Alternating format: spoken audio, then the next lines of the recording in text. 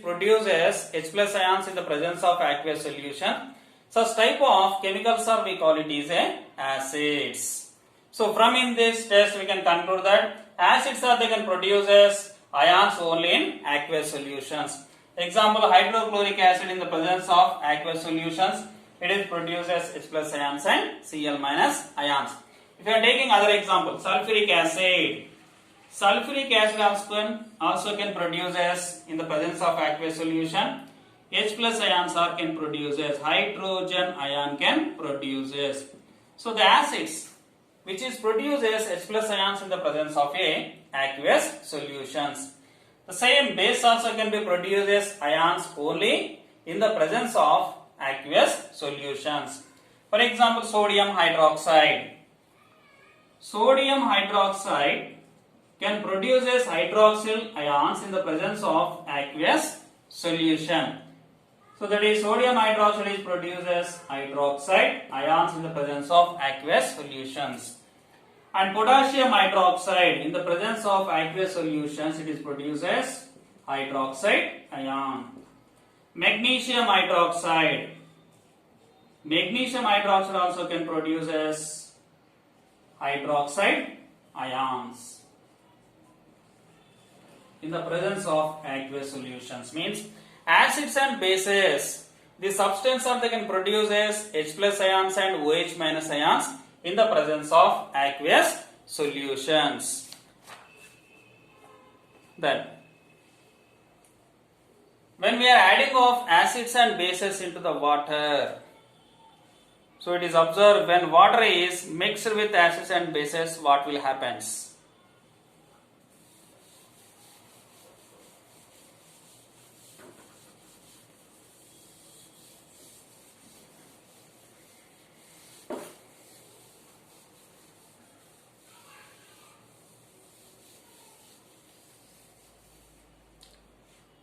So, what do you observe when mixing of acids and bases with water?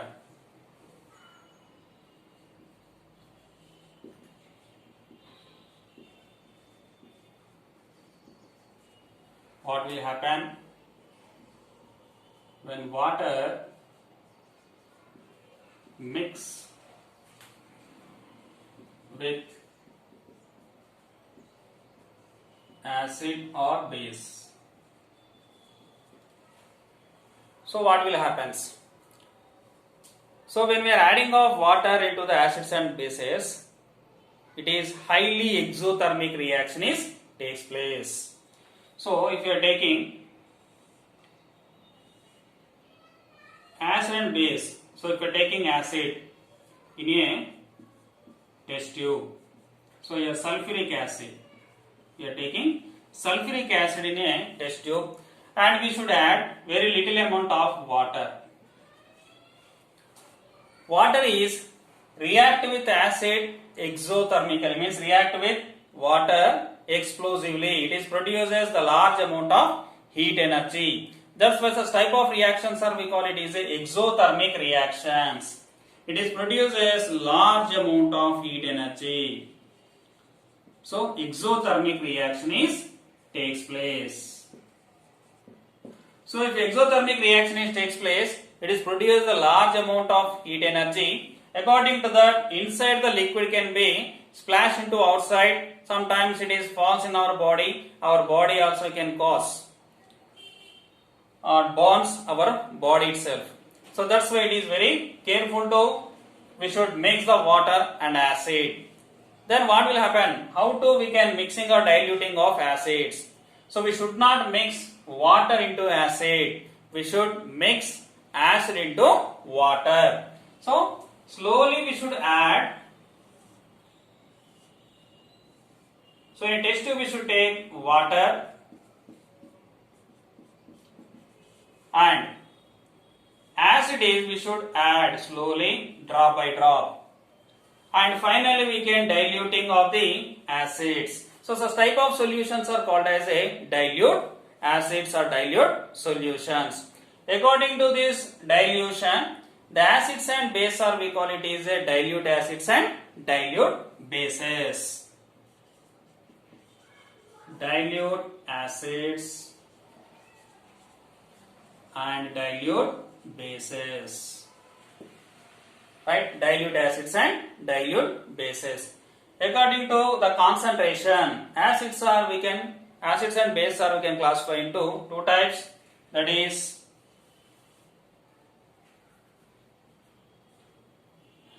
dilute acids and bases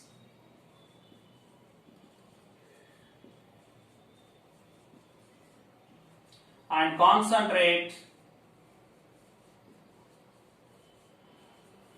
acids and bases.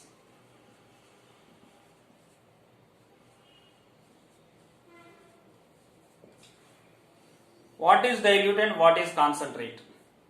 Dilute means the large amount of water molecule and a very less number of acid and base molecules are present. Such type of acids and bases are called as a dilute acids and dilute bases. And concentrated means the more number of acids and bases molecules, very less number of water molecules are present. Such type of acids and bases are we call it is a concentrated acids and bases. So this is depends on the water molecules, the acids and bases we can classify into dilute and concentrated acids and bases. Then the strength of acids or bases. Next topic is the strength of acids and bases.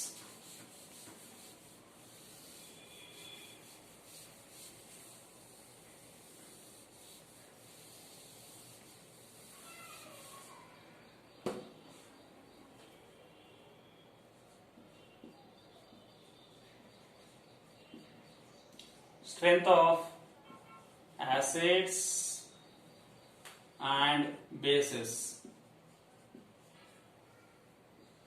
Acids and bases. Right. So how can we identify the strength of acids and bases? Which is strong acid and which is the strong bases? And according to the strength, acids and bases also we can classify into two types. Strong acids and strong bases, weak acids and weak bases. Two types are there. According to the strength, acids and bases we can classify into two types. Weak acids and bases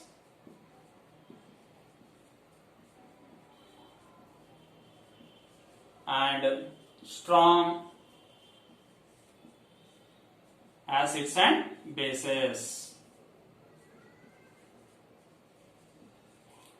Weak acids and bases and strong acids and bases.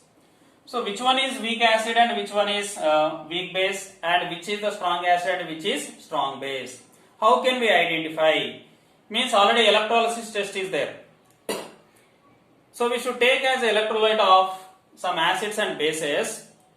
So which one is produces ions, more number of ions? Such type of acids and bases are called as a strong acids. And which one can produce very less number of ions? Such type of acids and bases are called as a weak acids and weak bases. How can we identify this? So in electrolysis process, if you are observing, the bulb can glow more brightly. So in that the solution is consist of very strong acid and strong base. If the bulb is glows very light, so that's why the type of acids and bases are called as a weak acids and weak bases. So the acid and bases which is produces the large number of H plus ions and OH minus ions in the presence of aqueous solutions, such type of acids and bases are called as a strong acids and strong bases. For example, acids, hydrochloric acid.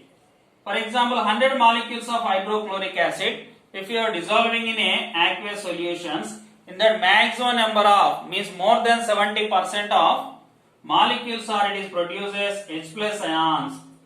So such type of solution is called as a strong acids. For taking bases, sodium hydroxide, if you are dissolving in the presence of aqueous solution, it is produced a large number of hydroxide ions. Hydroxide ions. So which one is produce more number of hydroxide ions? Those all base or we call it is a strong bases. Weak acid, for example, acetic acid. Acetic acid CH3COOH. Acetic acid, if you are taking as methanoic acid, in the presence of aqueous solutions, it is produces very less number of H plus ions. It is produces very less number of H plus ions. So once again, it is formed as an equilibrium position. So such type of acids are called as a weak acids. And weak bases, example, ammonium hydroxide. Ammonium hydroxide, in the presence of aqueous solutions, it is produces very less number of hydroxide ions. Very less number of hydroxide ions are produces. Once again, equilibrium will form. So such type of bases are called as a weak bases. According to the production of number of H plus ions and OH minus ions, it will decide the strength of the acids and bases. According to that, acids and bases we can classify into two types: weak acids and weak bases, and strong acids and strong bases. This is the strength of acids and bases. Next one is pH scale.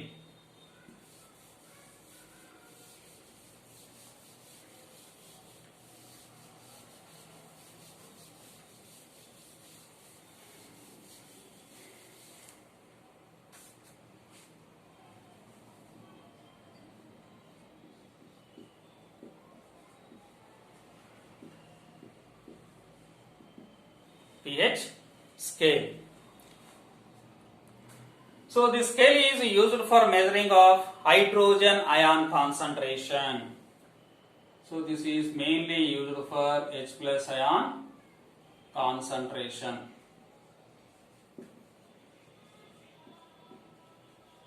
H plus ion concentration. Then here pH, P stands for potence. So in a potence, this word is taken from German word. Potent means it is very strong or very powerful, right? It is giving the power of hydrogen ion concentration. That is explained by pH scale. So this pH scale is proposed by, or it is invented by Sorensen.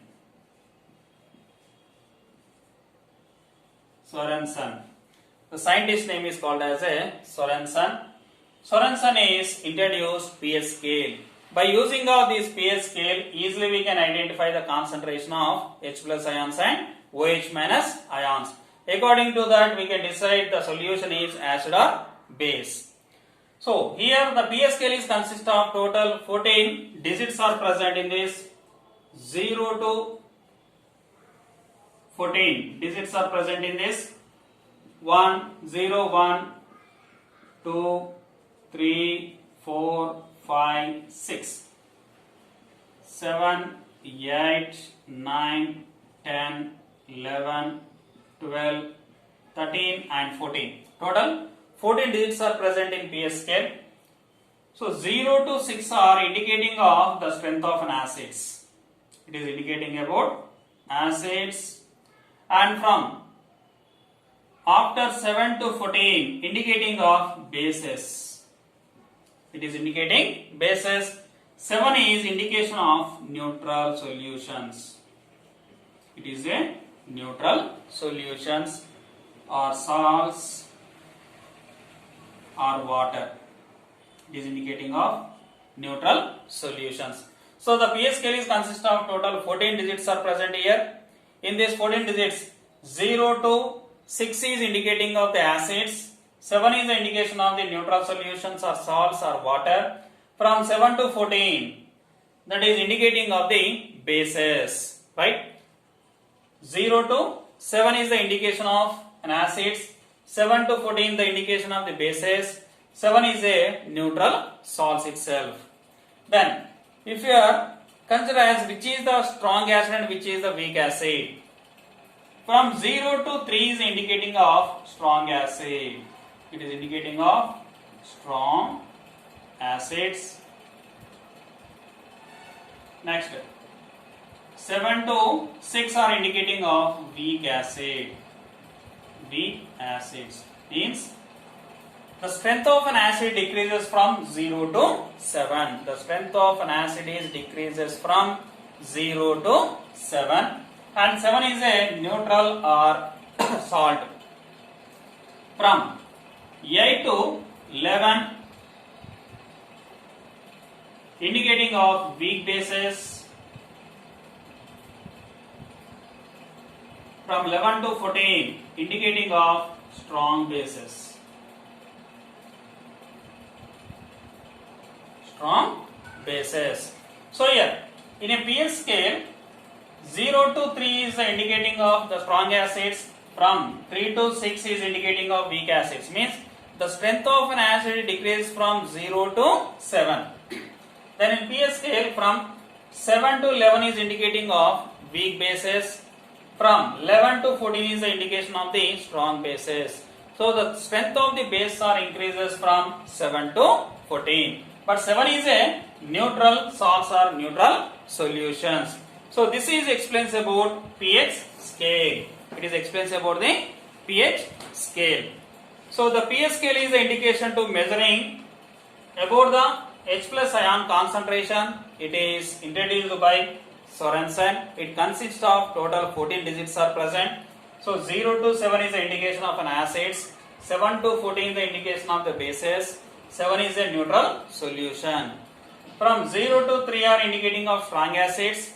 From 3 to 6 is the indication of the weak acids. From 7 to 11 is the indication of weak bases. From 11 to 14 are strong bases. So from in this scale it is observing from 0 to 7 the strength of an acid is decreases. From 7 to 14 the strength of base are increases. 7 is the indication of neutral solutions. So this is about the pH scale, and the pH scale is useful for in our day-to-day life. Importance of pH in everyday life. How it is useful of this pH scale in our daily life.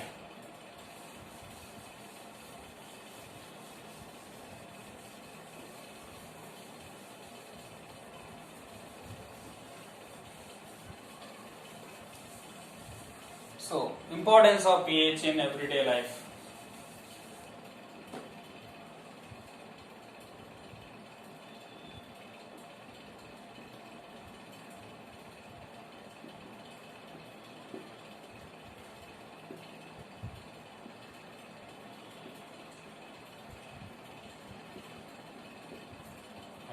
Importance of pH in everyday life. In our day-to-day life, pH is very important.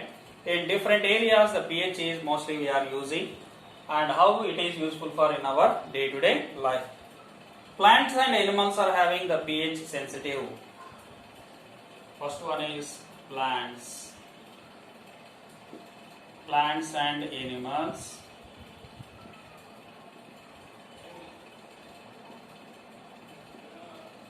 pH is sensitive.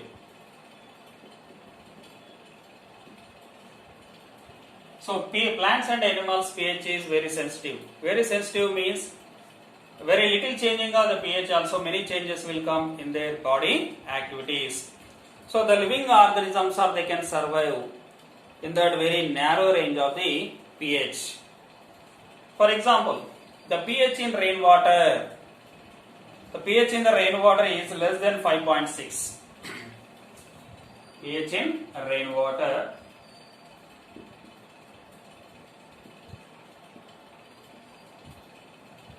less than 5.6.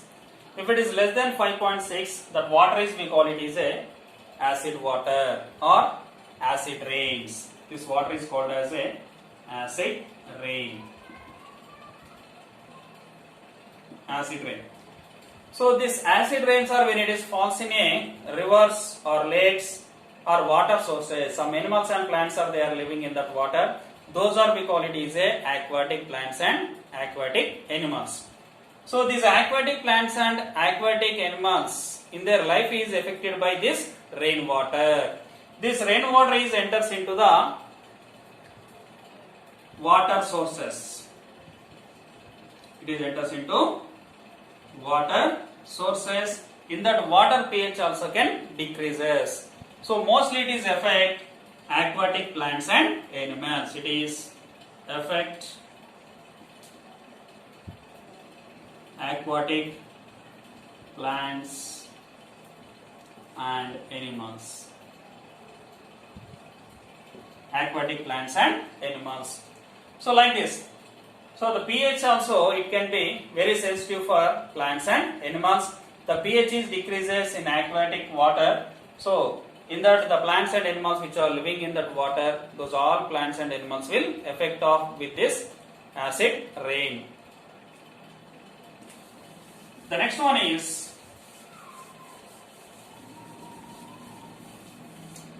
is pH change cause of tooth decay? Second one is tooth decay.